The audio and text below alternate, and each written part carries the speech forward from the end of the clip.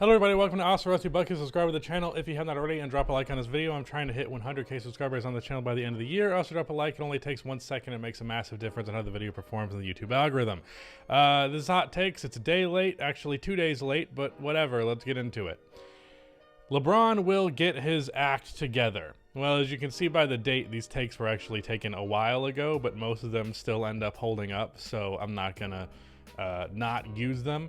And when this take happened, LeBron was really struggling. He has since turned it around a little bit, but I also do think that if you're arguing he's going to go back to being a top 10 player, which he was last year, I doubt that. I don't think LeBron is, I mean, maybe he'll get to like 10, but at this point, the talent has become so substantial in the league, and LeBron has just regressed so significantly that I don't think realistically he's going to crack back in the top 10 probably ever again, which is sad, but you know, true. Not necessarily true, obviously.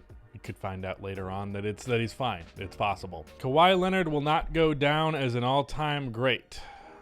My guy. Kawhi Leonard is already an all-time great, unless you're like, he's not going to be top 15. What's your threshold for all-time great? If you're one of the 50 best players of all time, are you not an all-time great? Because Kawhi is definitely in there. He's probably somewhere in the 30s. So, yeah, he will go down as an all-time great. He'll probably go down as an all-time great that should have been known more as an all-time great than he ultimately ended up being. But that's not to suggest that Kawhi Leonard is not already an all-time great. He definitely is, at least by what my metric of what an all-time great is. If you're a top 50 player of all time, you're probably an all-time great. Being one of the 50 best basketball players ever, do you know how many players have been in the league? And he cracked the top 50? He's in the top 1%, in the top 1% of the 1%. So no. He's not going to not retire as an all-time great. The Gobert trade is one of the worst ever until the Wolves prove us wrong.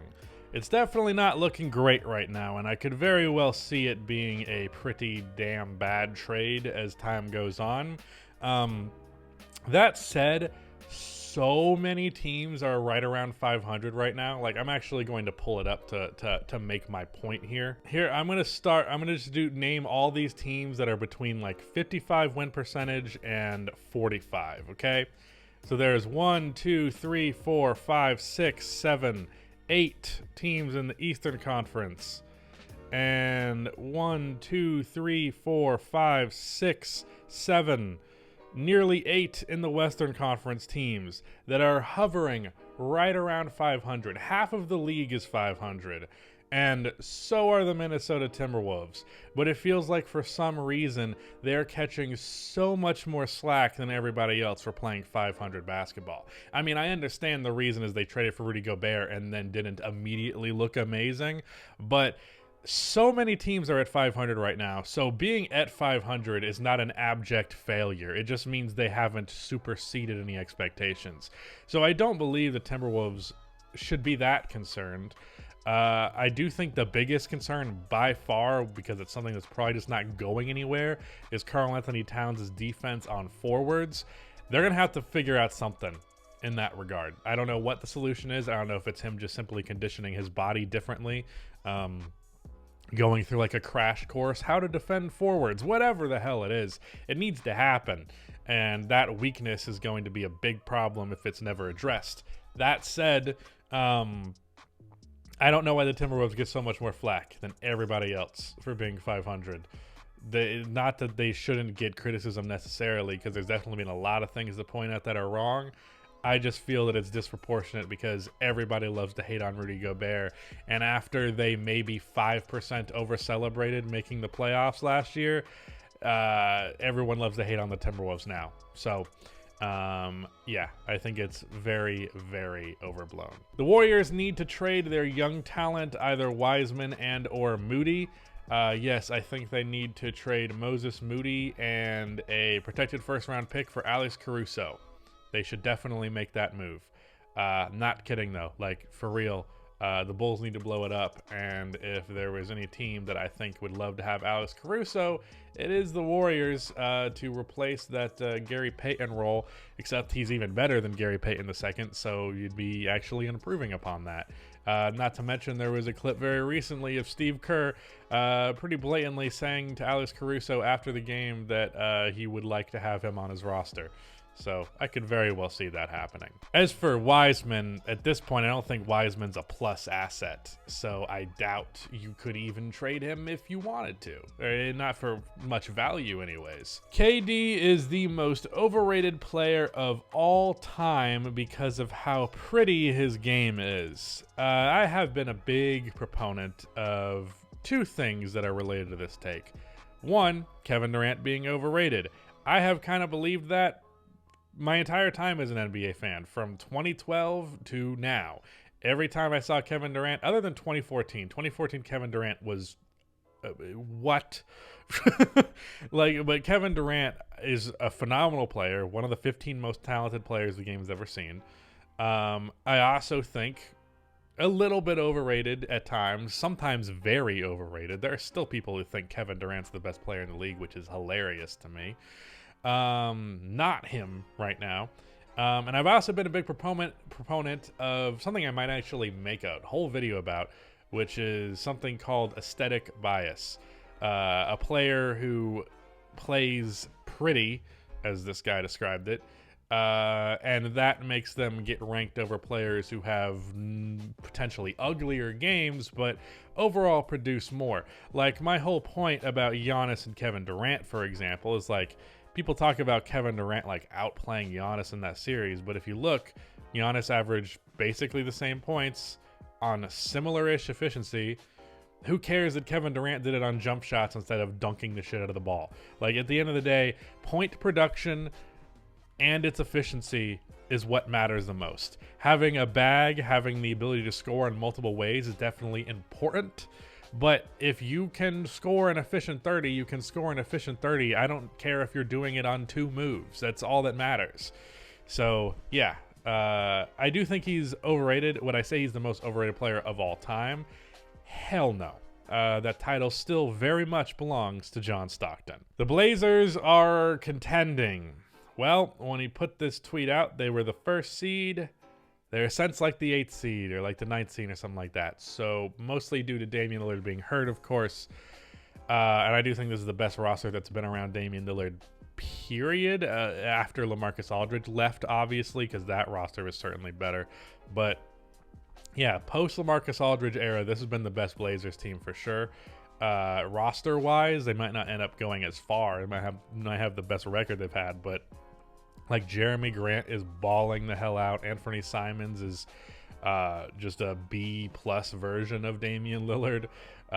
They've got some good depth, surprisingly. The Blazers are quite nice.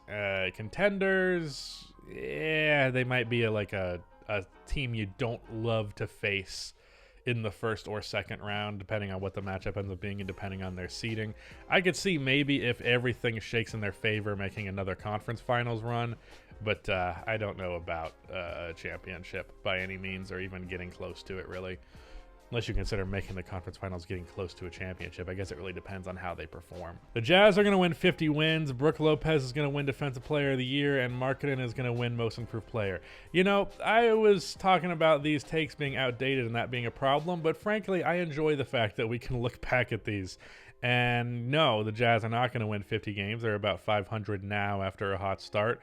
Markkanen has a chance at winning Most Improved Player, and as good as Brook Lopez has been defensively, I guarantee you he's not going to win the Defensive Player of the Year award.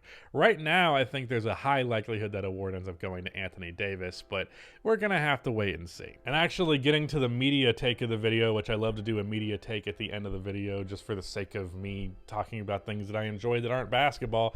I actually recorded this video once and had to re-record it because the camera was dead. Recorded it a while ago, and now here I am back doing the same takes. But The media take of today's video is The Last Jedi is the best Star Wars movie in the modern trilogy. Dark, gritty, and very bold. The director was fearless with the direction of the story too. It even had some well-placed humor that didn't ruin the pace like some others. Might even be the GOAT of the entire series. Okay, I'm gonna stop you right there. Jedi, I almost said The Last Hope. Was Star Wars A New Hope. It was originally titled Star Wars, but they changed it to A New Hope after they decided to make sequels.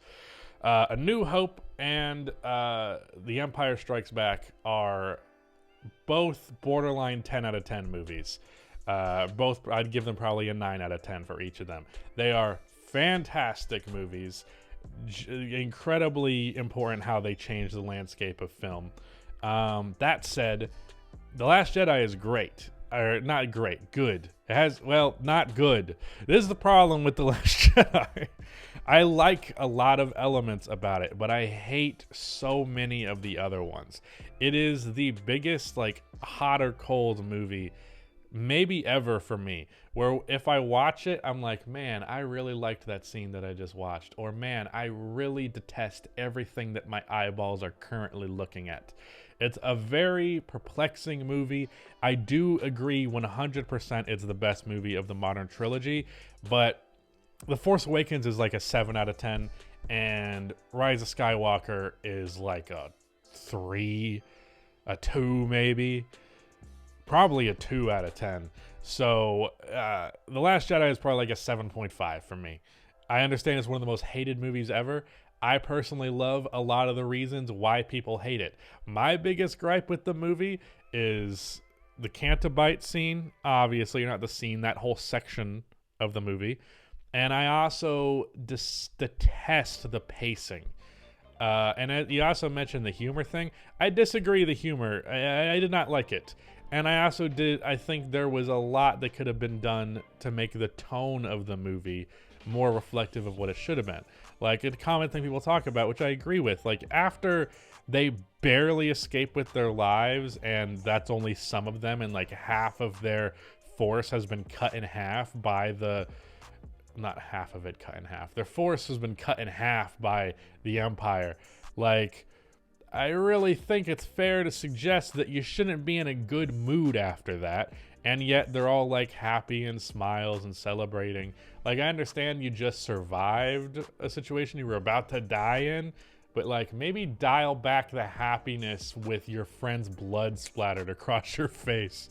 You know what I mean? But yeah, I love Luke's arc. I think Kylo Ren is fantastic. I think the ending scene, or in general, the climax is pretty good. I love the environment of the climax. I love Luke's death over the twin sons. I think that's phenomenal. The music is obviously spectacular. It's Star Wars, and best looking Star Wars movie bar none. I don't think it's even close. It is the best cinematography wise. Fully takes advantage of how awesome the Star Wars universe is capable of looking, and I don't think there's anything that has represented how gorgeous Star Wars can be than The Last Jedi. But anyways, if I talked way too long about that, but I have a lot of thoughts about this movie. I've technically written a whole video essay for it and just never actually made it a video, but so just an essay. But The Last Jedi, I have so many thoughts. I don't think it deserves to be the most hated movie ever.